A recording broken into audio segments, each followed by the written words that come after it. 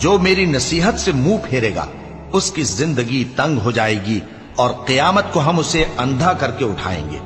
وہ کہے گا کہ میرے پروردگار، تو نے مجھے اندھا کر کے کیوں اٹھایا؟ میں تو دیکھتا بھالتا تھا۔ اللہ فرمائے گا کہ ایسا ہی چاہیے تھا، تیرے پاس ہماری آیتیں آئیں تو تو نے ان کو بھلا دیا، اسی طرح آج ہم تجھ کو بھلا دیں گے۔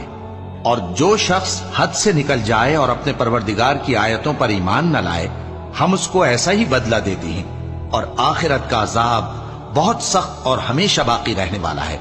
تو کیا یہ بات ان لوگوں کے لیے موجب ہدایت نہ ہوئی کہ ہم ان سے پہلے بہت سے فرقوں کو ہلاک کر چکے ہیں جن کے رہنے کے مقامات میں یہ چلتے پھرتے ہیں؟ عقل والوں کے لیے اس میں بہت سی نشانیاں ہیں۔ اور اگر ایک بات تمہارے پروردگار کی طرف سے پہلے صادر اور جزائے اعمال کے لیے ایک میعاد مقرر نہ ہو چکی ہوتی تو نزول عذاب لازم ہو جاتا۔